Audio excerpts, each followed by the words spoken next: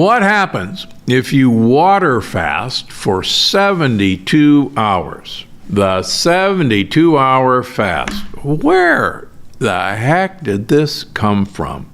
And why 72 hours? Now, I'm not a huge fan of going without food for this long, for a couple of reasons. Instead, as you probably know, I recommend time-restricted eating, which is where you ideally reduce your eating window to about a 6 to 8 hour period. But we'll talk about that in just a little bit. Now, here's the major problem with a 72-hour water fast.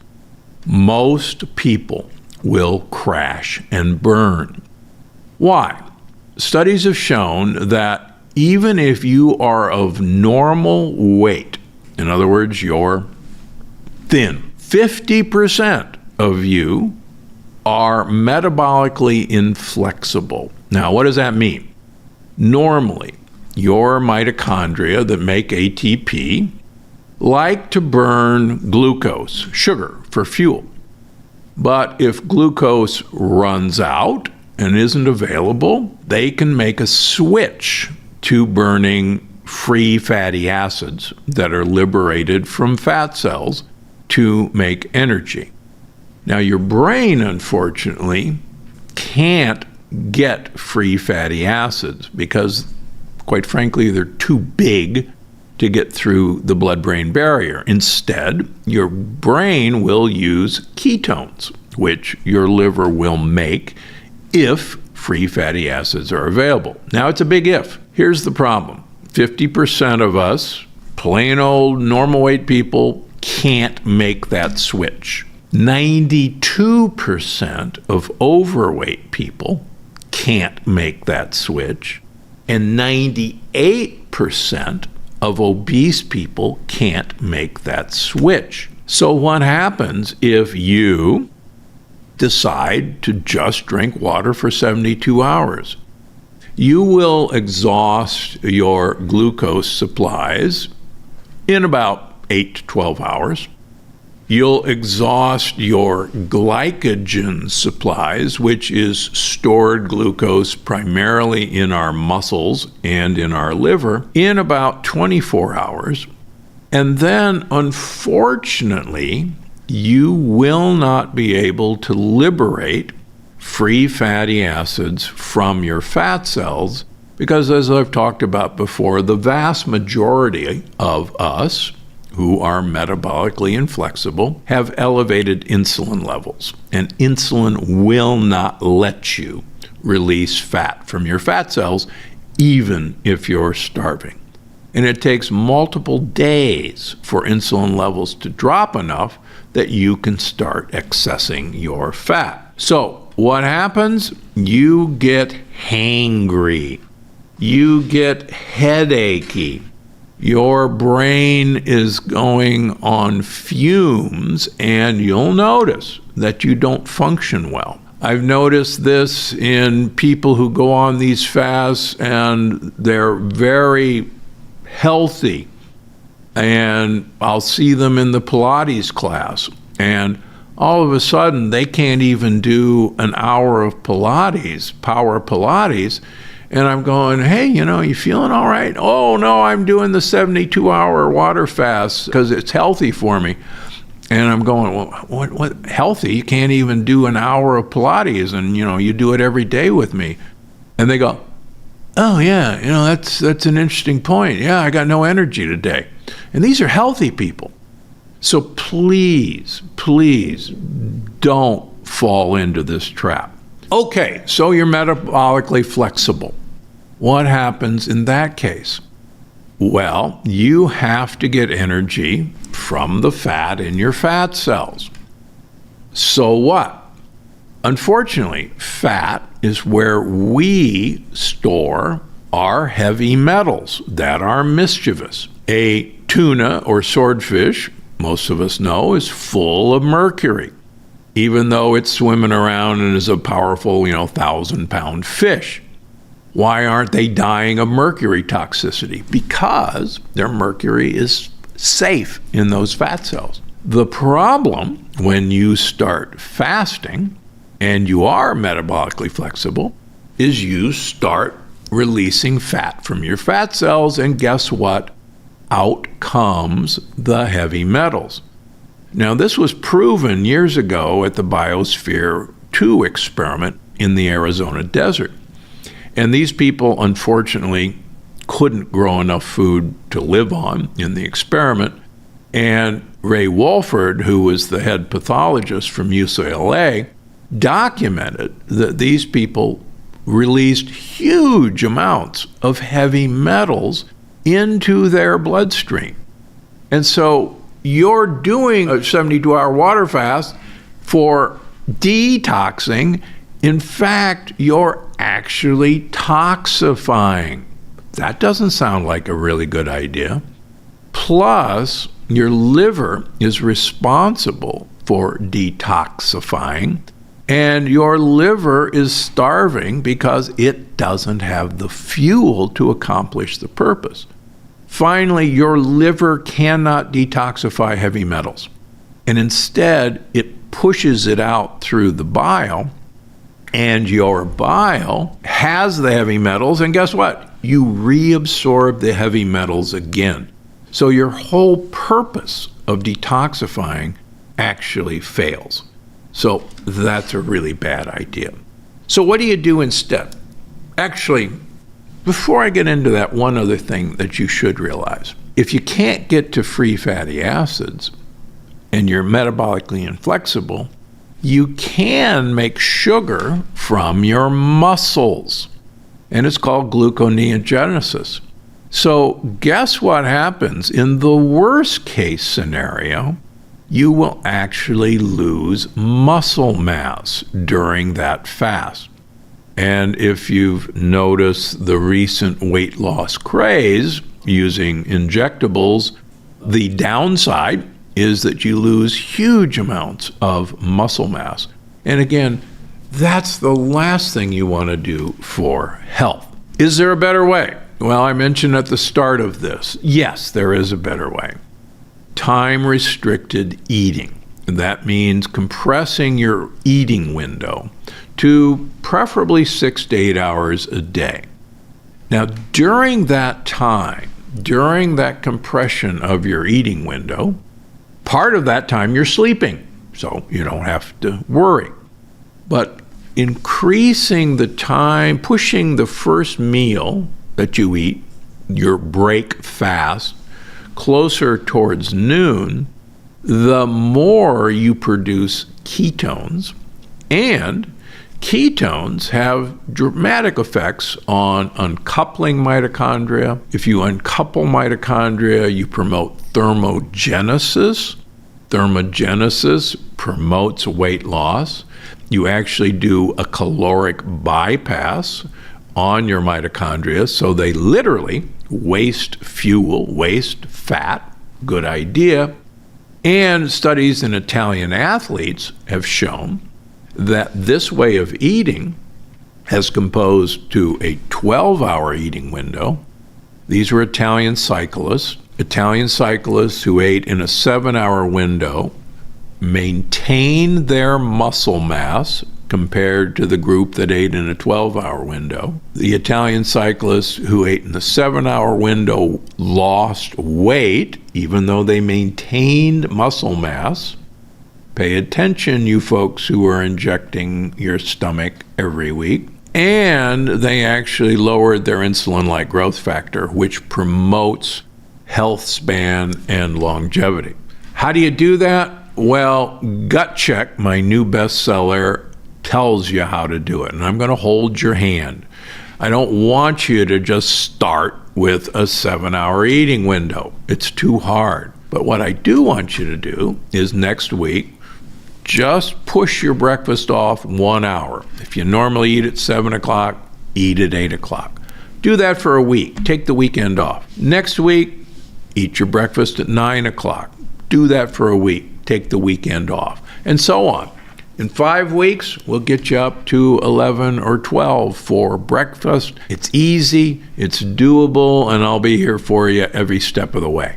Do yourself and your body a favor. Stay away from a 72-hour water fast. Colostrum supplements. Have you heard the buzz all about the dazzling benefits of colostrum supplements? Well, it's everywhere on TikTok. It's everywhere on the internet. It's everywhere on commercials. But before you pluck down your good hard-earned money on one of these, be it a powder, a pill, or whatever, what the heck are you buying? Colostrum is sometimes called liquid gold. It's the first milk that mammals produce right after you give birth and before your regular breast milk comes in. It happens in both animals and humans. Now, for years, we were convinced that the reason it existed is that the poor baby was totally defenseless against the various bacteria and viruses and whatever that it was going to be exposed to after coming out of this perfectly sterile environment without an immune system. And it is true that colostrum does contain quite a few antibodies, IgG antibodies, IgM antibodies from the mother against various infective agents. So far, so good. It also has a few interesting compounds like beta-glucans, which feed friendly bacteria, and lactoferrin, which also supports the immune system. So far, so good. But it also has a really mischievous sugar molecule called nu-5GC. Now, you've heard me talk about nu-5GC a lot. We, moms, make nu-5AC in our breast milk. Cows, sheep, goats make nu-5GC in their breast milk. Nu-5GC is a foreign compound to us. In fact, experiments in humans show that if I give healthy volunteers nu-5GC to eat or drink in the form of milk, that they will instantaneously make antibodies to nu-5GC. It's that foreign and nasty a substance. So what? Well, it turns out that nu-5GC can be incorporated into the wall of your gut, into the wall of your blood vessels, into your blood-brain barrier, into your joints, and you will attack it as a foreign compound. Doesn't sound like a very good idea, does it?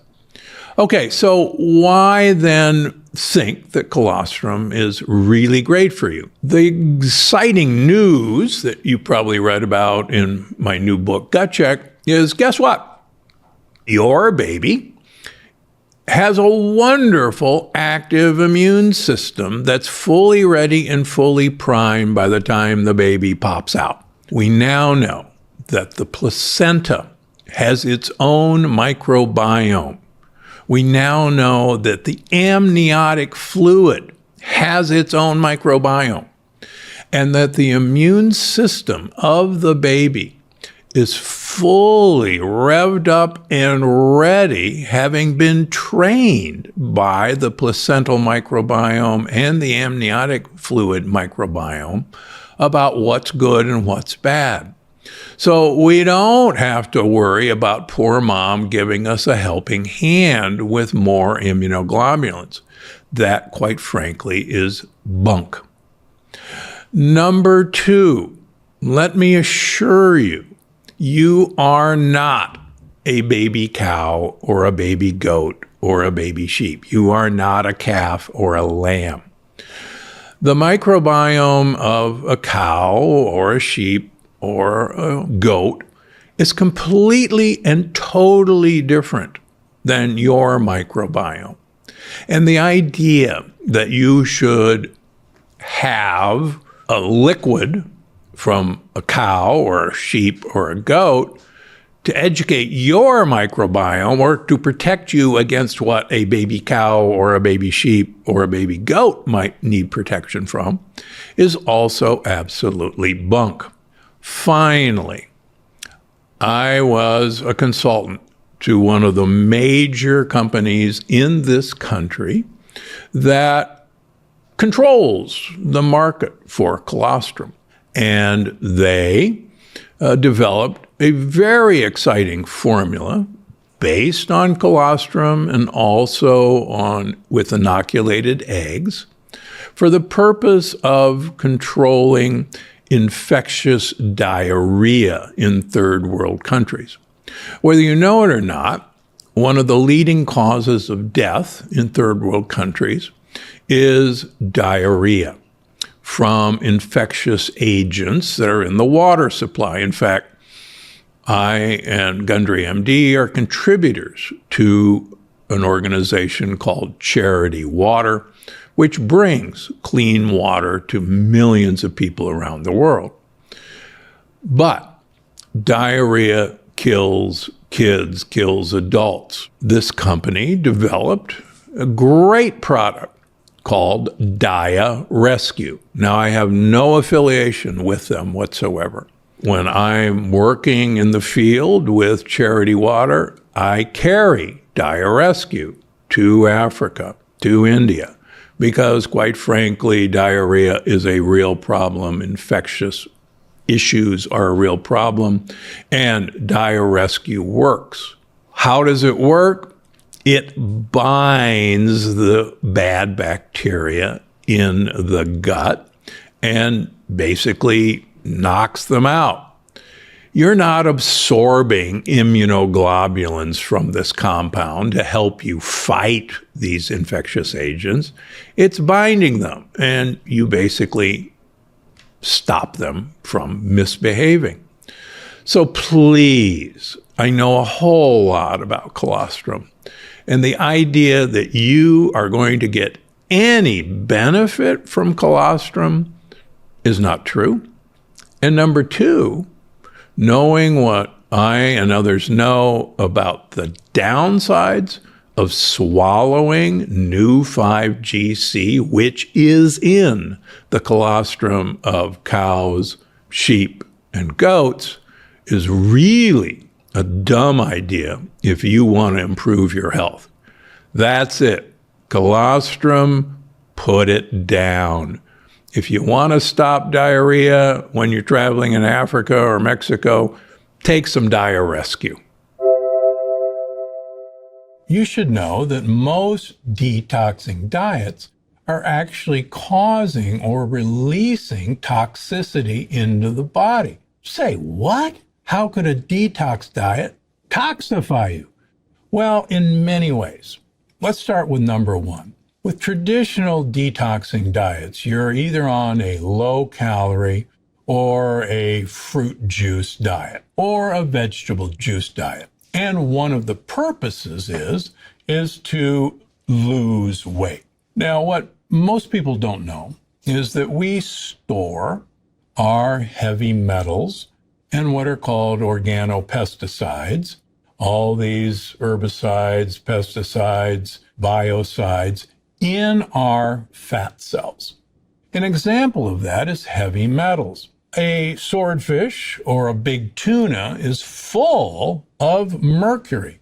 Clearly not exactly a healthy component of the tuna. But that big tuna or swordfish is 1,000 pounds of muscle, and that mercury or whatever is not bothering that animal. That's because that animal stores it in its fat, where it's harmless. But what happens when we go on a fast, a water fast, or a detox diet, we start using the fat from our fat cells. And as that fat is used, heavy metals and pesticides are released into your bloodstream. They go to the liver. The liver has two sets of detoxifying enzymes, phase 1 and phase 2 detoxifying enzymes. Unfortunately, most of us don't have those enzymes very activated. If we're on a traditional American diet, then those enzymes have been working overload and are pretty much spent. And so we can't handle any additional load. On top of that, the liver has no system for detoxifying heavy metals.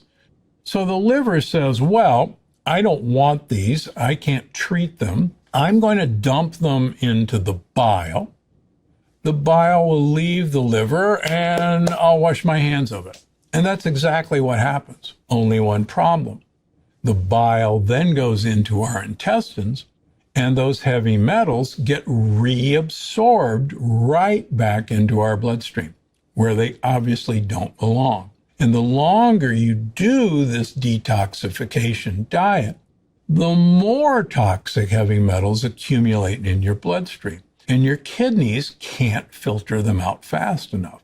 So I see a number of patients who have tried a detoxing diet where we've actually measured their heavy metals before and after the detoxification diet, and their heavy metals are much higher than when they started. The second thing about detoxing diet is that people say, well, I'm going to only eat anti-inflammatory foods, and that will stop my inflammation. As you've seen from my books, particularly in Gut Check, inflammation is our body's response to leaky gut. Inflammation does not occur because you're eating inflammatory foods. It occurs because they're causing leaky gut. So treating inflammation by eating anti-inflammatory foods is like here in California fighting a forest fire with a garden hose. It's completely insufficient. What you gotta do is eliminate the foods that are causing leaky gut. And of course, that's where the yes and no list come from my website. The more you take leaky gut making foods, like grains, like beans, like the nightshade family, like cashews, like peanuts, out of your diet, then you're truly repairing your leaky gut and then quenching inflammation. It's not the other way around. I see people who are eating turmeric smoothies every day of their lives who have massive amounts of inflammation. And it's not these anti-inflammatory foods that are doing anything for them because they're still eating healthy things like whole wheat bread or brown rice. Just yesterday, I saw one of my patients who were treating for rheumatoid arthritis and lupus and leaky gut. And while we're making a little progress, it's certainly not as fast as I was anticipating because she's very motivated. And with someone like that, I certainly always go through, okay, what's a typical day's eating for you? And the first thing out of her mouth, she said, well, I start every morning with my detox shake. And I buy it on the internet. It's really famous, and I won't tell you the name. And I said, you're kidding me. And she said, no, it's really healthy. And I said, have you ever actually looked at the ingredients? And she said, well, no, it's really healthy. It's full of, adaptogens and all this really good organic stuff. So I pulled up on the internet the package. I said, well, if you think that pea protein and brown rice, and I went down the list, and it's this giant lectin bomb with actually very few good things in it. And she said, well, but this is a health detox drink. And I said, no, it's a toxification drink, and your blood work shows it. So it's that example that we often think we're doing the right thing, but we're actually causing more leaky gut than tamping down inflammation. Okay, well, why don't we just do a juice cleanse? The problem with juices, I'll say it over and over again, fruit juice is mostly fructose. Fructose was really good way back when we ate fruit whole, and it was really good for weight gain. Great apes only gain weight during fruit season, and fruit season only occurs once a year, even in the jungle. We convert fructose, which is a mitochondrial toxin. I'll say it again. Fructose is a mitochondrial toxin. We detoxify fructose in the liver. into triglycerides, which is a fat, and into uric acid. I'll say that again. We detoxify fructose in our liver. That doesn't sound like a detox diet if what we're drinking is a toxin. So what happens? Triglycerides raise our cholesterol, raise our fat content. These things are turned into another fat called a ceramide. For those of you who are interested, there's a wonderful paper to read on the internet, published in PubMed, Death by Ceramides. And if you want to know how to poison your mitochondria, to poison your heart, please read Death by Ceramides. Put it on your browser. You'll be shocked. That's what fructose does to us. Finally, I can't tell you the number of patients who came to see me after a fruit juice cleanse who developed acute gout. Why? Because they rapidly raised their uric acid.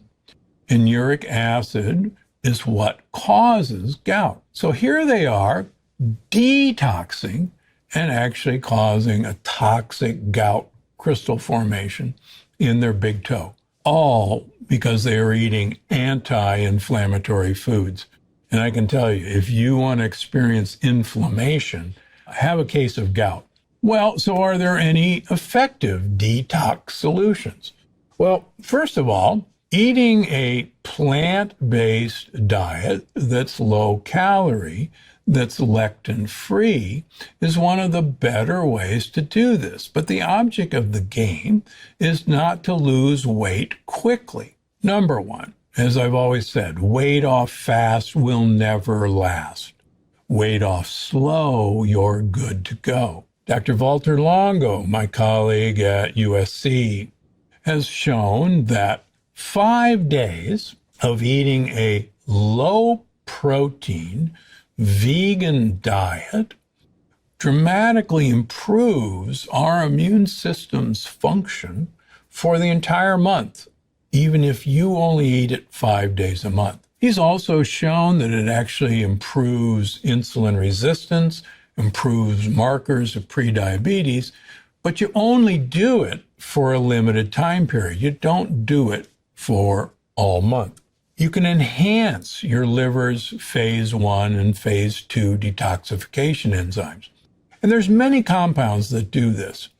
The most famous is probably milk thistle, artichoke extract, which is a cousin. Artichokes are cousins of milk thistle. They're a thistle plant, is another really good detoxification trick.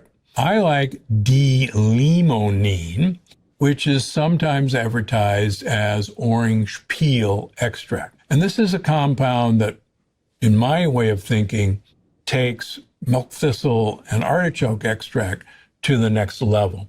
And I even make a product with those in mind. Sometimes milk thistle is really great. Sometimes it's not enough, and you have to add D-limonene for extra boost. Now, what about all those heavy metals that are going to come out of the fat when you're doing a detoxification diet? Well, again, the problem is that heavy metals are reabsorbed once they're put out into bile. So what you got to do is capture the heavy metals in your gut. And there's several compounds that have been shown to be very effective. The first is cracked chlorella. Chlorella binds heavy metals and won't allow them to be reabsorbed. The same is true with activated charcoal. It will bind heavy metals and will prevent it from being reabsorbed. Now, chlorella you can take fairly constantly. Activated charcoal, on the other hand, you don't want to continuously take it day in and day night because it will actually bind other minerals that you need. But when you combine that with a proper diet, that's a way to get heavy metals out of your system. And we've had really good success using chlorella and heavy metals to get mercury and lead out of our patients, even quite high levels without chelation. More amazing episodes just like this one. Watch now. That a glass of orange juice would suppress white blood cells from eating bacteria or eating viruses for up to 6 hours